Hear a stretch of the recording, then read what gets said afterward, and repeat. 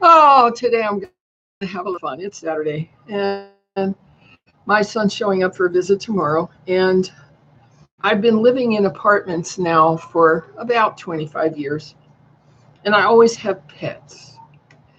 Pests. Pets and pests, the spelling is really okay. And so today I have to deal with the cat spraying and the dog poop because the dog is 11 or 12 years old and the cat is young and dumb. And so we have to figure out how to have the apartment smelling perfect. And so I thought I would have a little fun with you guys and show you my recipe. Okay, I have a recipe for dealing with the cat sprays and dog poop. Okay. Um, The first thing you have to have is baking soda in large quantities. I buy it 12 pounds at a time from Walmart. The second thing you need is distilled white vinegar, a gallon at a time. You get the okay. So as soon as an animal has an accident, the first thing you do is dump a little cup of baking soda on the accident. Whatever the accident is, they throw up, they do this or they do that. All right. And then you come in with a bowl full of distilled white vinegar and a good brush, and you dip the brush in the bowl and you deal with the accident, okay, that has baking soda piled on it with the vinegar, and that deals with the smell, the color, the da da da da da da da. Okay. The next thing you need to leave that dry, and then you come with your trusty cheap $60 vacuum cleaner. Okay, it's a cheap $60 model, and I hope you realize you're going to have to be able to tear this down to the frame. You have your trusty screwdriver. You have your trusty scissors to cut through and around all the hair. Now, understand, human hair can defeat any vacuum cleaner when it rolls, when it winds up on the brushes. So, second thing you do is you snip, snip, snip all of the human hair away from the brushes, because you know that all that hair is clogging this marvelous hose. Okay. And there's a place to disconnect the hose. You disconnect the hose and you take out your trusty El Cheapo hose cleaner outer, which is a wire hanger that is specially reformatted to pull, especially hair, out of these hoses until all the hoses are clean.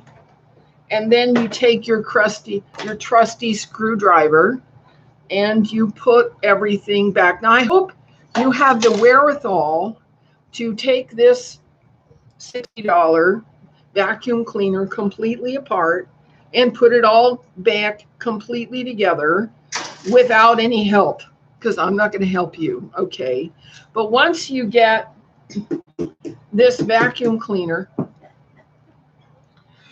ready to actually suck something up, okay, then you go back and you suck up the dried baking soda and vinegar everywhere, and you have a carpet that smells perfect.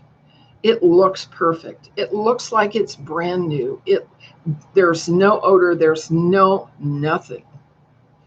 Now, why am I telling you about this? Because in my experience with finding the faults and lies and deceit and perfidy in the human relationships, I find that the simplest tasks have been modified, have been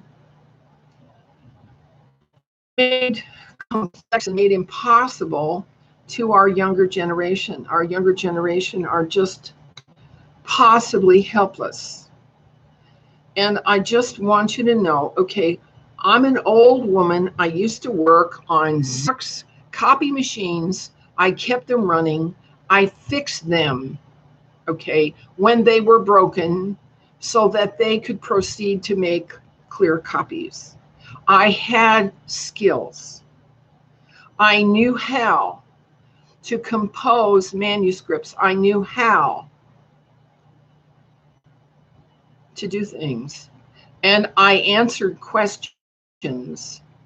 When people asked me a question, I didn't just say, I don't know, we don't do that here. That's not our job, okay? There is an ethic in business, in commerce now, in which the young people who are given a desk and a cube to work in are not given enough information to know what they're doing. They're not given enough information to lead a customer to solve a problem. They're not given enough information to know where to go for the next step in the questioning process of how things work. My generation had to be able to tear the machine down to the frame with nothing but a screwdriver in order to clean it out so that it would continue to work. The new generation has been purposely deprived of those skills. Purposely. They have not been taught cursive writing so that they could take legible notes and then succeed at an examination and a final exam and express themselves in cursive writing that people could read. The younger generation have not been taught how to answer questions, leading questions like, well, how do you know that? And where can I find more information? And who says this is true? The younger generation is fucking clueless how to answer questions about what is true and real. And the reason is that the Core curriculum just simply left that out. They just left it out, how to verify and validate what's true. And only about 2% of young people are motivated enough to dig down and drill down and to find out what's true. And so today's amusing little video, how to get your vacuum cleaner to cooperate with you, to actually suck up the dog poo and the cat pee so that your house doesn't smell like whatever, is designed to get you thinking that maybe there are skills that need to be mastered and commandeered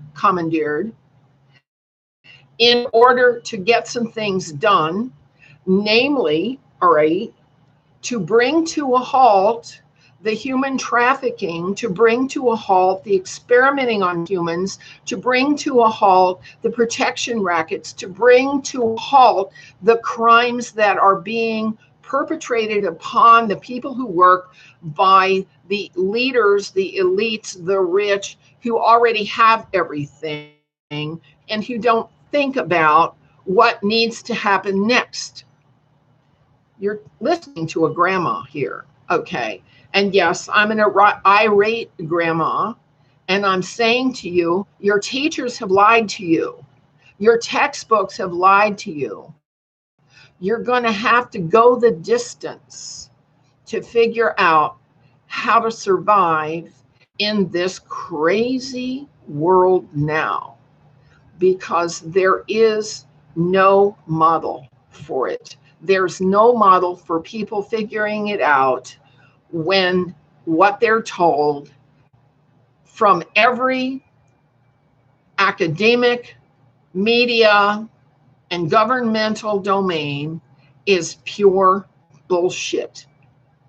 You're going to have to listen, intuit, and understand that you're not being given the tools you need. You're going to have to figure it out. Now, the reason I can say this with some optimism is I'm looking at the tiny house movement, and I'm saying, wowie, some people are getting it.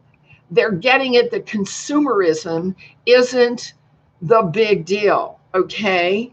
Fame isn't the big deal. Success isn't the big deal. There's more to this human experience than just consuming stuff and throwing it in the garbage. I hope I have amused you a little. In the meantime, what's the name of this vacuum? This is a Dirt Devil, and it's all nice and clean now because I tore it all down and I put it all back together, and I hope you can do the same thing. Good luck for you if you can. Have a nice weekend. Bye-bye.